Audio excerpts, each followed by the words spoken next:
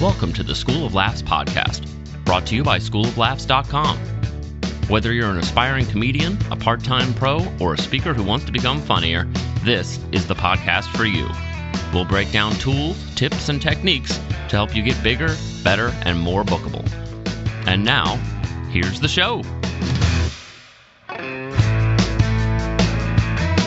Hey everybody, Rick Roberts here. Welcome to the show. If you're a first-time listener, which we have a bunch of this week, thanks for logging on and finding us. I don't know what caused the jump in the downloads this week, but apparently we got some new folks listening, so that's always good to hear. And I think you're going to enjoy today's podcast. Today is an interview with Clayburn Cox from Auburn, Alabama.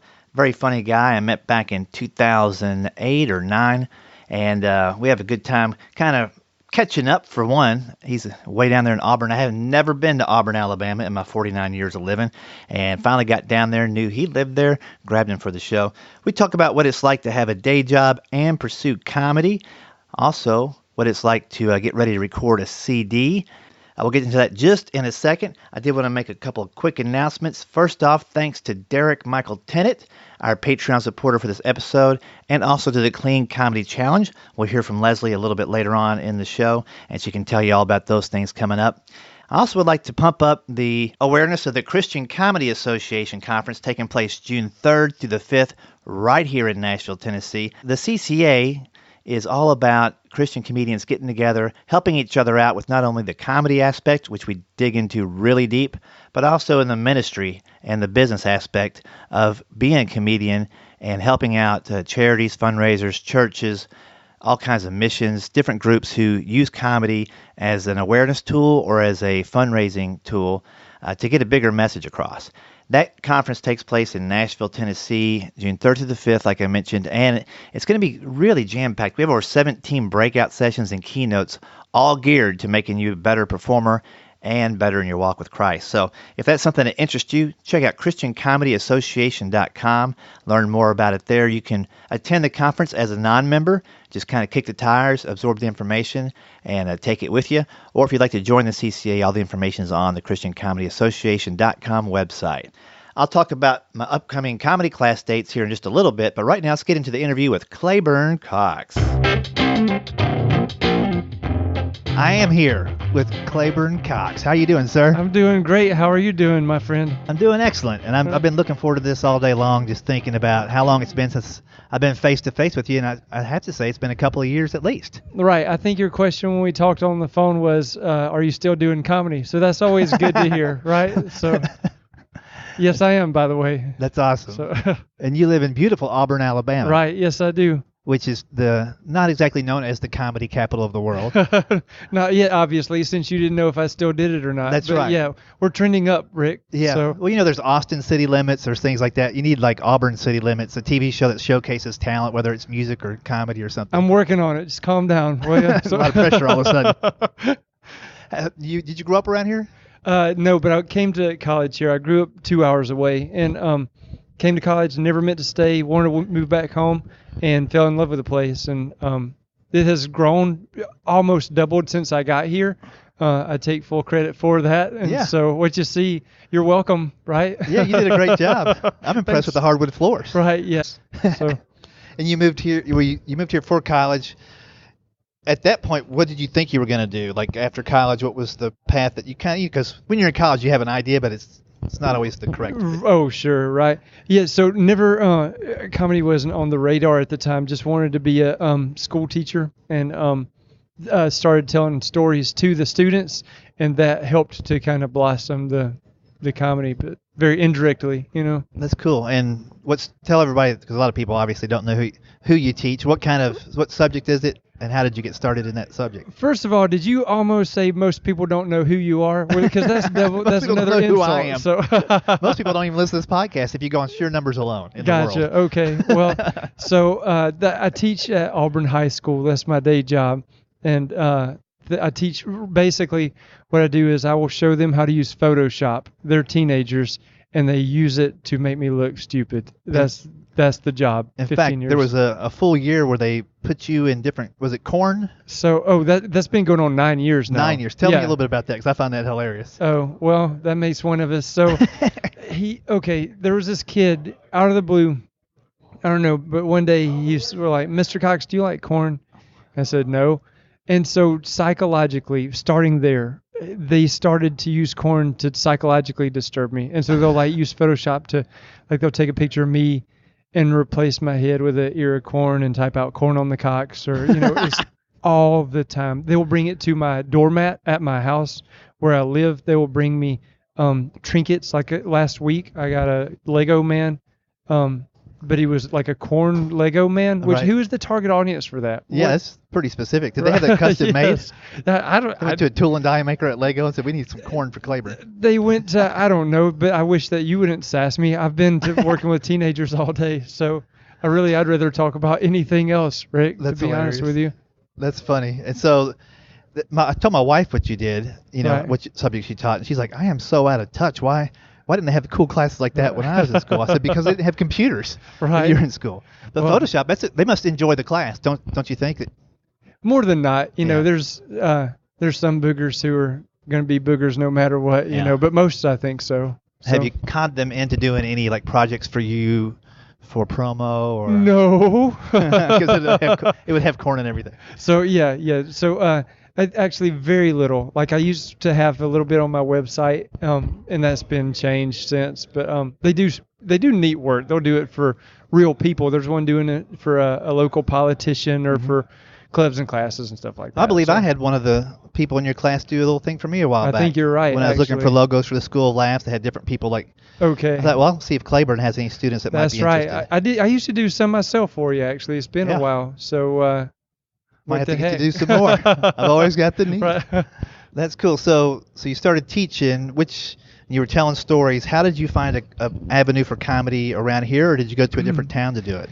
Well, so Auburn, Opelika is basically one big town. It's just Opelika is the neighboring city, and I just sort of hired out a coffee shop and told some teenagers, hey, I'm going to tell some of my stories. Y'all come out. And they actually did. And looking back, it probably wasn't that good, but it was at the time enough to get in my blood, And so that was the first two shows were at that coffee shop. And then CCA actually came not too long after that. That's been 9 years ago now, So and was it in Nashville, your first one, or where was your first one? It was at Shonda Pierce's church. Okay, that was my first one then. Okay, right. 2008 or 9? Yes, you were one of the guys who was on the showcase that year. That was my first one. And you just crushed it. And I still remember I was sitting by Gordon Douglas, who some people listening I'm sure will know. He's the chaplain of the CCA, great guy. And he was like, who is this man? And I knew that you were from Bananas. I was already a fan, and so but that was I'll probably never forget that night. That's hilarious. That was a fun show, and I'd only heard about the CCA maybe 3 months before that. Right. Shonda found me and said, "Hey, come down and teach a class about comedy writing to these guys." Right. And then I thought, after that showcase, I'm like, I don't think these guys need any writing tips. That was, Thor was on there, Joby, Leslie Townsend, Hawkins, Jeff Allen. Still, maybe the best comedy show I've ever been to. It was fun. Well, and the good thing about that setup, it was like in a theater setting. Right. So it really had all the elements you want in a comedy show. Right. Sound, lights, and they had little camera guys in the back and stuff. Right, but the talent too, it was just phenomenal. And that was 2008, right? Yeah, that sounds right. And then when was the first time you did a showcase at the conference? Because it wasn't too long after that, if I remember. No, I think it was the next year because the next night at CCA, I told the Toothbrush Story, and it went better than it's ever gone before. Like now, that's one of the things that I'm like, should I even tell it or not kind of thing, right, at a show.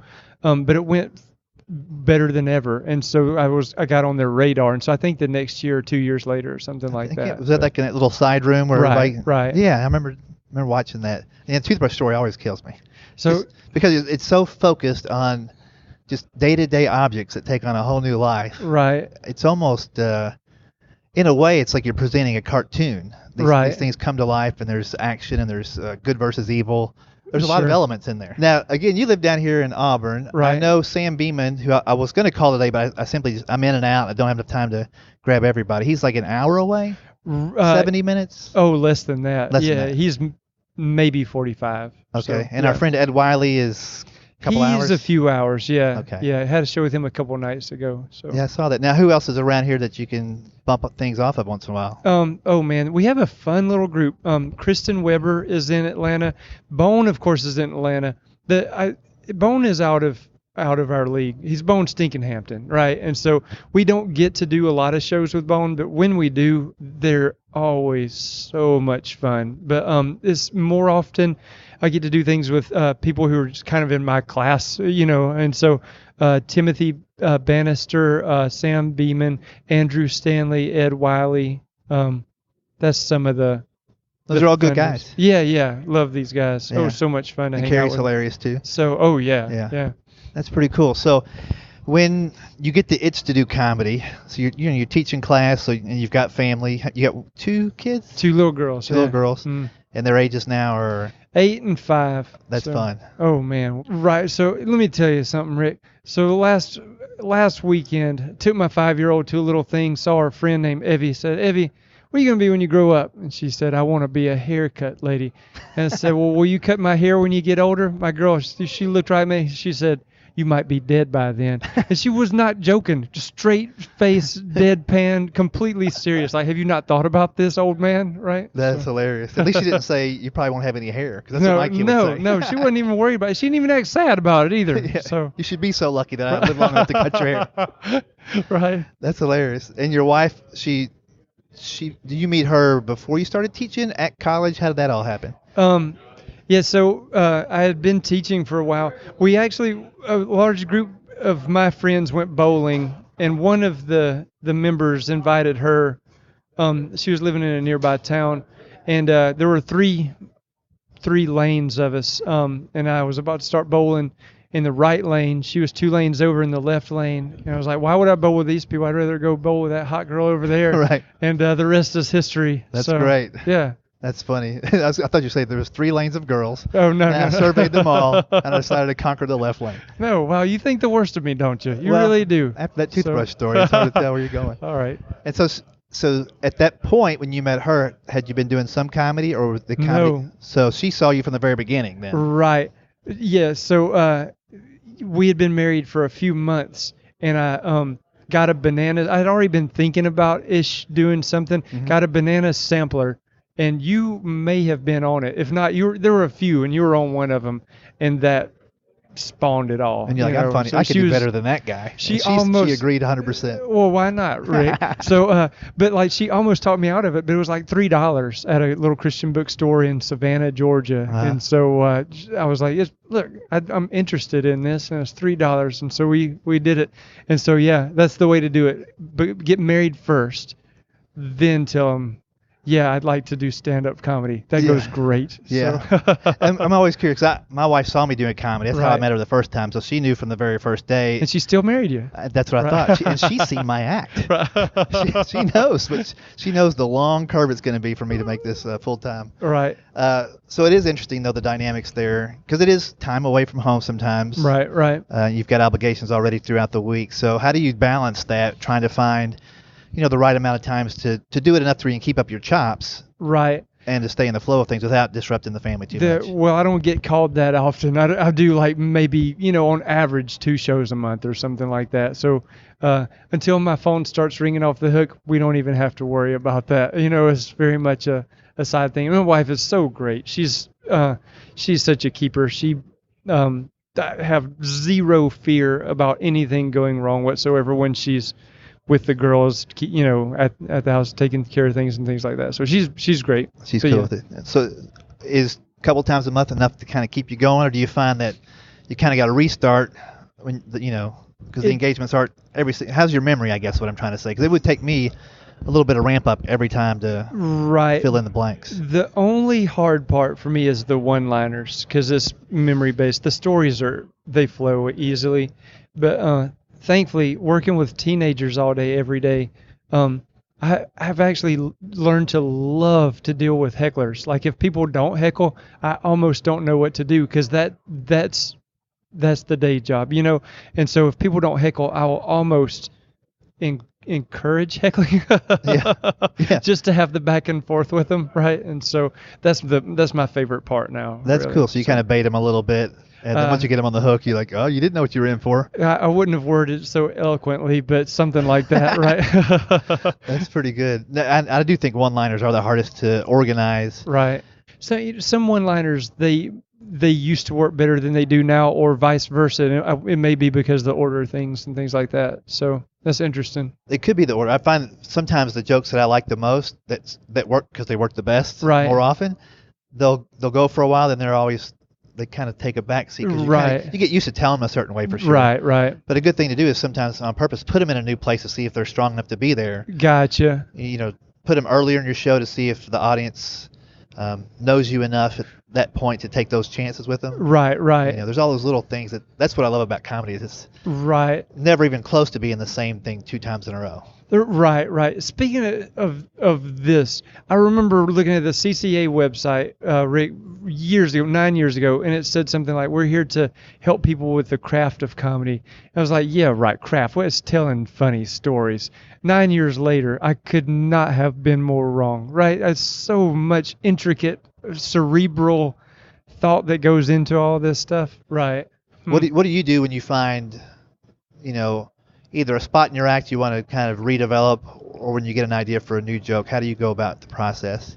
Well, working at the high school is actually kind of fun. We can try new material there's multiple classes because it is a high school, and so I'll toy around with telling them. And then it's actually a pretty huge high school now, and it's kind of tight knit. We have a brand new facility, so we can go and tell it to another class. There's glass all over the place, and so I'll try it out on the kids. Just don't do a lot of typing out on the computer these days. Ever since we had our second daughter, I think I've come off of the hardcore writing.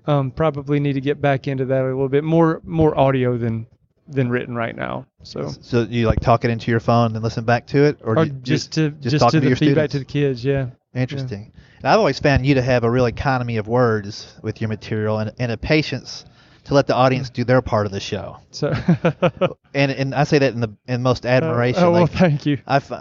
You and Bob Hope have the most patience, and of all the comics I've ever seen, you and Bob Hope can go out there, deliver a line, and wait for the laugh that it deserves. And then it gets a whole nother wave of laughter from your reaction to their laugh. Like, I love the way you play with the audience and give them a chance to do their job. The audience is my favorite part, but when it doesn't come, that's the gamble, right? And sometimes it doesn't. Is that where your favorite part of dealing with hecklers has come up? Like, now you've got an answer either way. Like, if they laugh, great. If they don't, I know how to get them. No, if they don't laugh, you freak out a little bit, and then you move on. I don't know if you have an answer to that. You let me know. But yeah, I mean, sometimes. Well, when they don't laugh at a joke that should work, and I did all of my part, then I kind of get disappointed. Right. If it's a new joke, it's a new joke. It's either going to work or it's not, and I'll figure it out. Right. Do iterations till I figure it the best way. But yeah, I'm always disappointed when a joke's been working for 6 months, and then one show. Right. It's like, and you think back, I said it right? What's going on? That's when I get like, who should I make fun of, them or me? Well, sometimes the audience gets it wrong, though, right? Occasionally. And sometimes some audiences are very like-minded, so if a majority of them get it wrong early, then they all follow suit. Right, that's true. And that works both ways. If a couple people up front laugh hard, then the rest of the crowd's like, oh, that is funny. Right. It's all about quickly figuring out how to connect with that audience. Sure, right. When you're doing shows, whether it's with some of the people you mentioned or by yourself. By the way, how did the one work out that looked like a reception outside?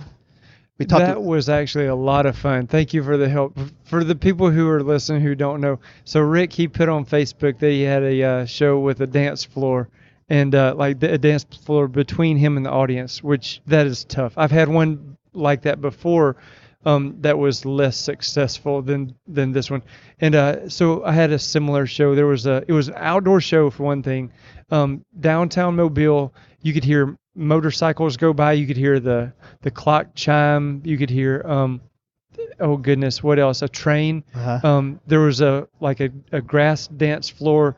The cord to the microphone was not extremely long, so there was a little disconnect.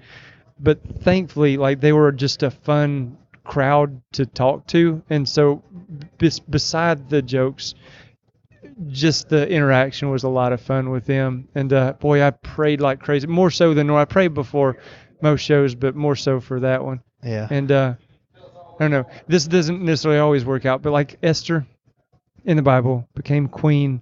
I don't think that was a fluke. I think that God had given her favor with people to become that. So I just asked for that kind of, just give me favor with this crowd, and Right. I think he did for this particular show. Yeah, well, that works.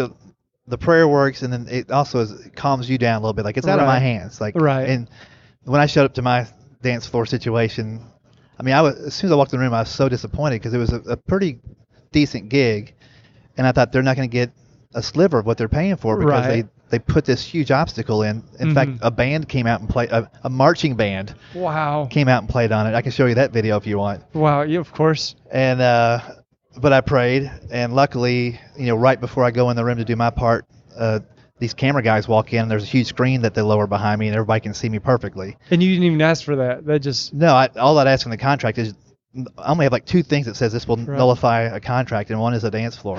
I said, if there's a dance floor, you have to contact me. We get to talk it out, or else everything I've told you up to this point is no longer true. Right, I'm out of right. the gig.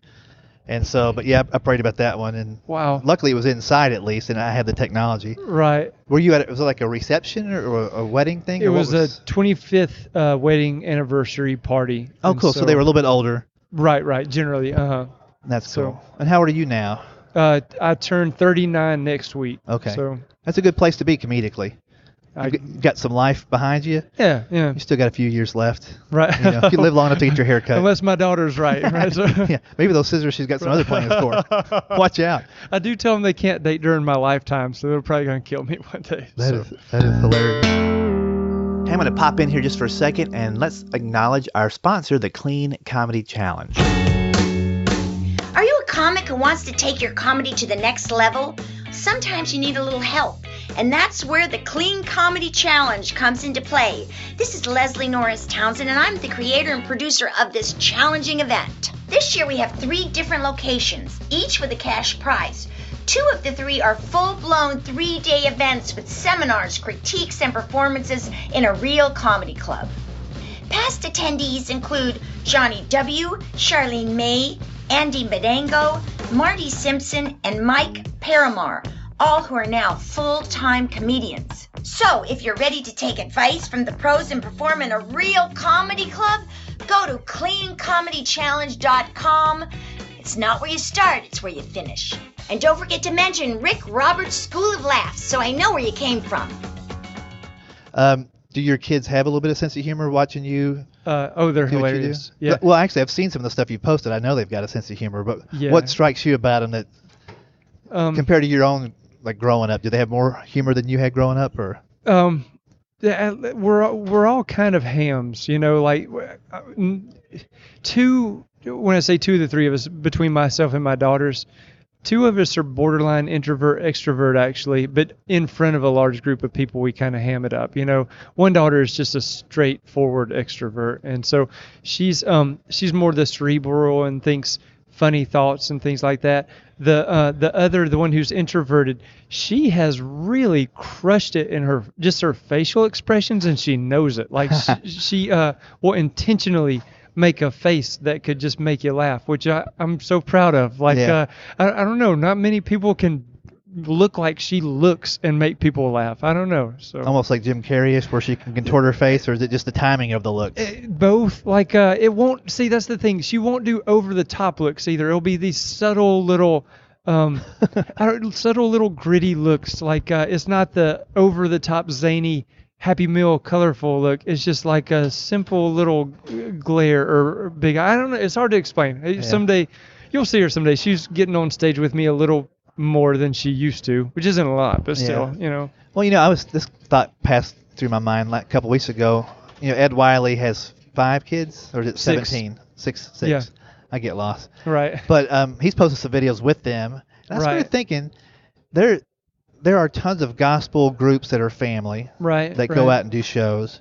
What a great thing it would be if some comedians started doing not just family-friendly shows, but family shows where they've got their family in it. Right. Showcase what the kids can do a little bit with no pressure. Let them do what's fun for them. Right. Interact with them a little bit. Write some skits. I would totally take my kids who are 12 and 5 to go see a show like that. I would love to do that. And my wife, she's funny too, but she's also just musically talented. So like maybe a variety show or something like play that. the keyboard or guitar behind you and do some things. Yeah. My newest prayer here recently has been, let me either do comedy to God's glory or just not do it at all. And so the whole, whether you eat or drink or whatever you do it all to the glory of God, that kind of thing. And so that might be the direction eventually we move. I don't know. I think that'd be cool. And it's, an advantage of a more rural area. Is Right, there's right. more places and more people are probably into that. Right, And right. You're not competing so much with places that are forced to make $1 at the bar Sure. doing some kind of deal, but you've got the opportunities to bring a show to that them. are full of successful comedians. Right. Got it, Rick. Well, Thank I'm you. saying- So No, I'm just saying, less stress I'm teasing you. in some ways. Now, the one thing that you're doing a little bit more now, it seems, than a couple years ago when I saw you, is a little bit more music, the 3-string guitar, the 1-string guitar. What is that thing you have? Is it a traveler guitar? It's called a strum stick. And I got it when I was in 8th grade because my youth pastor had one. And I think my parents got it for me for Christmas or something. And then started doing stand-up and thought, I need to do something with it. And it actually kind of breaks up the show fairly well just to make it not so monotonous and things like that. So Did you have a lot of songs with it, or do you have a couple things silly that you like? What is in a 45-minute show? How many minutes would that be? I will play it for one song is maybe 60 seconds. The other is maybe 2 minutes. So about 3 minutes, but it's at different times, And so not a lot. I'm not good at it. People always ask when I bring it in a big guitar case and then get out this little guitar that's part of the gag, So they're always like, do you need a plug-in? I'm like, no, I do not. I'm not good at it. Don't want people to know that I'm not good. I play like 3 songs total. 2 are in the show. And that's pretty much it. I play a song to tune it every now and then. That's it. That's fun stuff.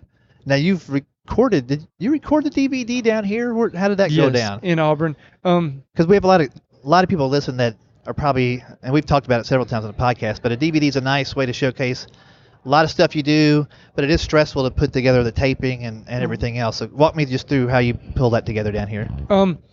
Crown Entertainment. They kind of mentioned like, hey, just let us know if you do something.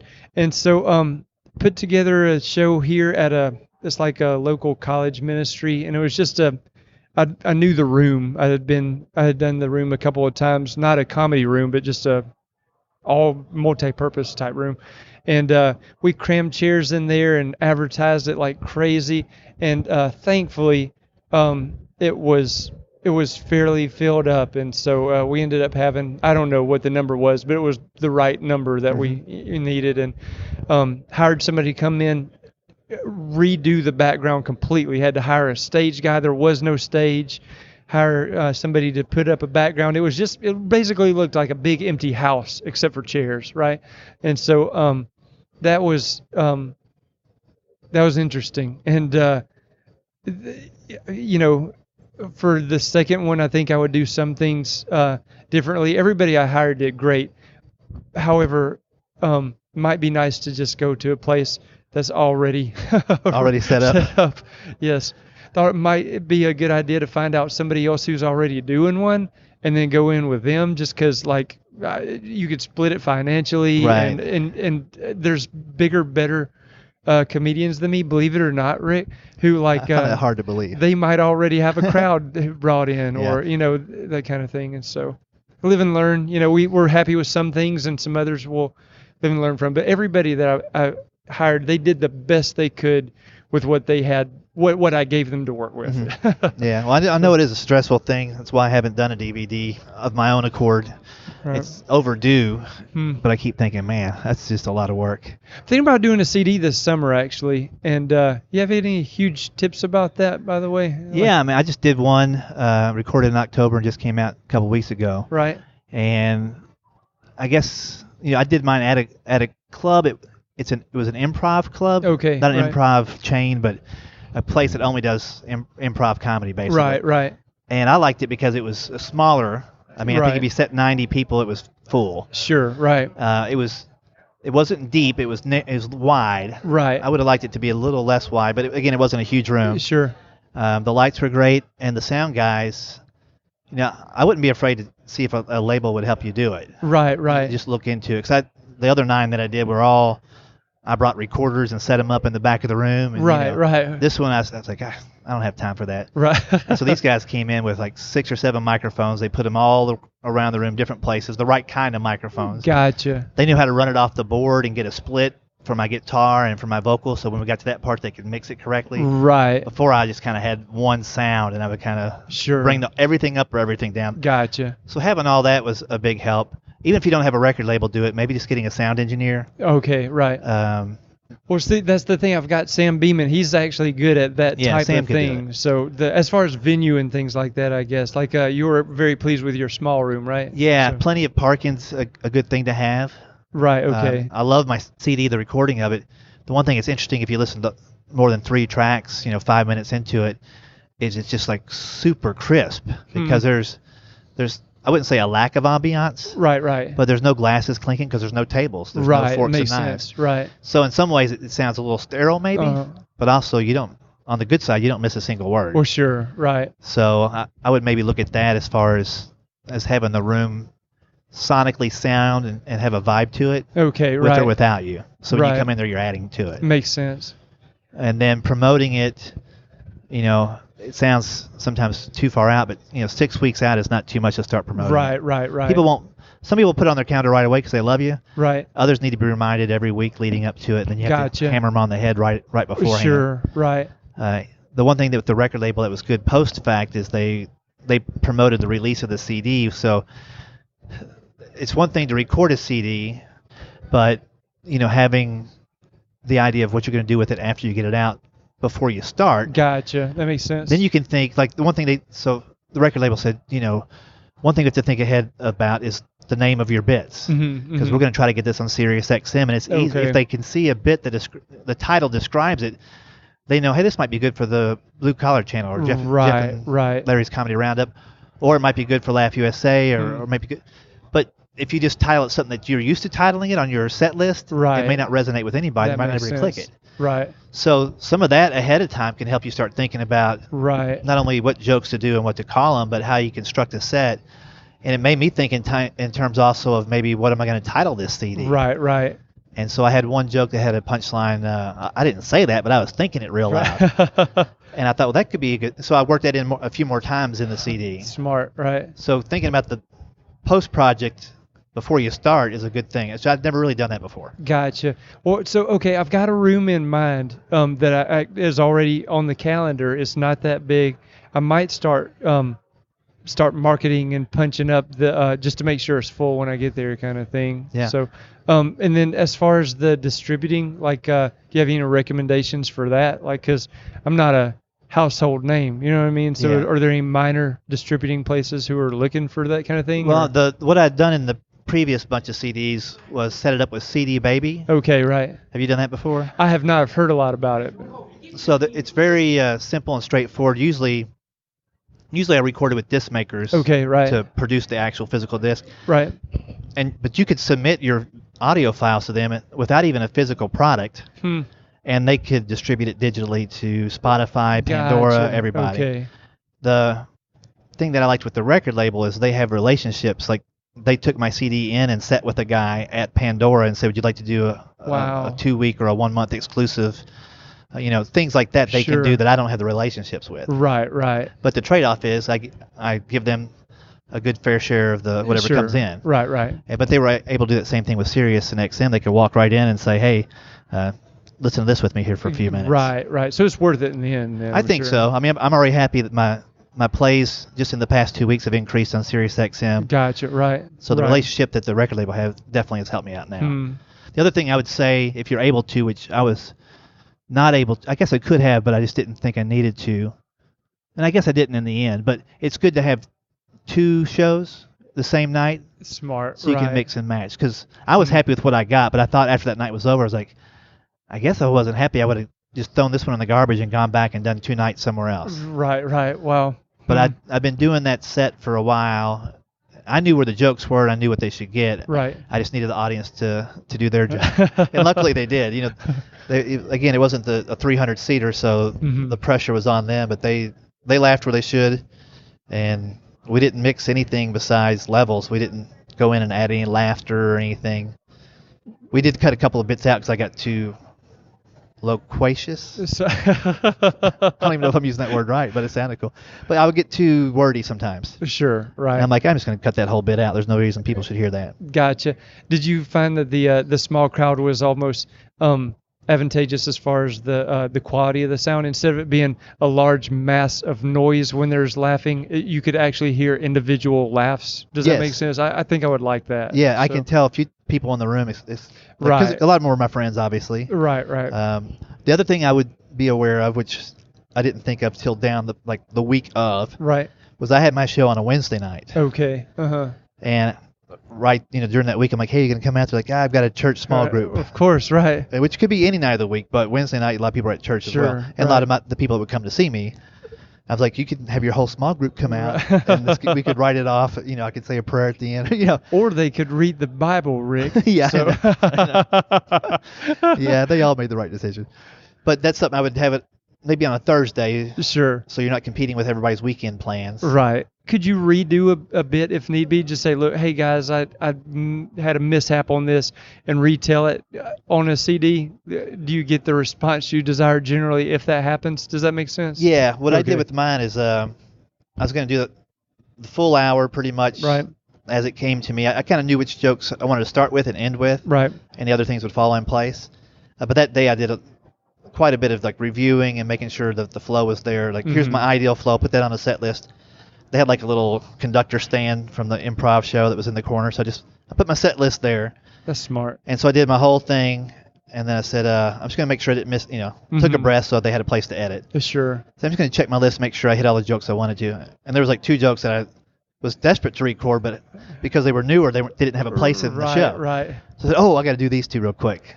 Oh, that's the one time you can get away with a music sheet stand, basically, right? That's so, I wasn't reading the joke off of it, but I say, okay, I need to get these on here because that's the whole purpose of the CD is to get the newer stuff out. For sure. One of the things I learned is, probably the best quote is from General Patton. A good plan violently executed today is better than a perfect plan next week. Wow. Strong. Which basically means, and here's the other quote that I followed up with in the program, is Salvador Dali, the great artist, says, have no fear of perfection, you'll never reach it. Right. And so with those 2 things coupled together, I set a deadline, I did my CD, and it's done, and now it's out, and now it's getting played. There you go. If I was waiting for the perfect night, sure, 2 more years. Your decks are never going to be completely in a row, basically, right? Yeah. So make peace with it. It's just, I always think CDs they call them albums back in my day. Right, or sure. Because it's a snapshot of where you are in your life. Musically, if you're an artist that does that, comedically, if you do comedy. What you're talking about in your CD is your kids, your family, where you are right now. Right. So the CD you do this year would have material that would never be on the CD 2 years from now or 3 years. Makes so go sense. ahead and get that down and be, definitely want to think of your audience and, put out the best of. But if you record an hour and 15, put the best 45 or 50 on there. Right. That's smart. Don't feel you got to do every single thing. Always be thinking of the end user. Sure, right. That's right. Or where can people find you? Your website? The website is ClayBurnCoxComedy.com. Very good. Well, I'll make sure everybody finds you. It's Clayburn. People always want to say Claiborne. Claiborne is such a stuffy name. There's no nice Claiborne guy named Claiborne. Right. It's Clayburn Cox. Follow this guy. See where he's going. Yeah. All right. Hey, thanks for making time for me, sir. Hey, thanks for swinging by Auburn. It only took 49 years. Right. I can't believe I've never been here before. Yeah, it's pretty. It's nice. Thanks, buddy. Good to talk to you. You too, sir. Well, there you go. Hope you enjoyed that conversation with Clayburn Cox down there in Auburn, Alabama. War Eagle! Hey, I enjoyed talking to Clayburn. He's going to be recording his CD coming up, so you want to keep an eye out for that. And I'll let you guys know about that if he lets me know the dates when it gets a little bit closer. Other dates you might want to be aware of: the performance class I run through the School of Laughs is happening again in Nashville, May 16th, 23rd, and 30th. The time starts at 6 p.m., rolls to about 8:30, depending on how many people we have taken the class. In that class, you get up on stage, do your thing, get feedback from a variety of classmates, including myself, and we build your set over 3 weeks and make it as strong as possible. And then we celebrate that with a graduation show, which we do in July 12th at Third Coast Comedy Club. So that's going to be a lot of fun. The writing class coming up again in July 9, 16, and 23. I'll keep you informed on all of those class dates at schooloflaughs.com, and hopefully you'll be able to attend one of those if you're in the Nashville area. Again, the Christian Comedy Association Conference is coming up June 3rd through the 5th in Nashville, Tennessee. And don't forget to check the dates for the Clean Comedy Challenge at cleancomedychallenge.com. All right, that's going to do it for this week. Get out there, enjoy the weather, tell some jokes, make some smiles, stay safe, and stay funny. Thanks for listening to the School of Laughs podcast. If you'd like to hear more School of Laughs podcasts, you can find them on iTunes and Stitcher.com. And don't forget to subscribe and leave a review. For information on upcoming live and online classes, visit schooloflaughs.com. Until next time, stay tuned, stay focused, and stay funny.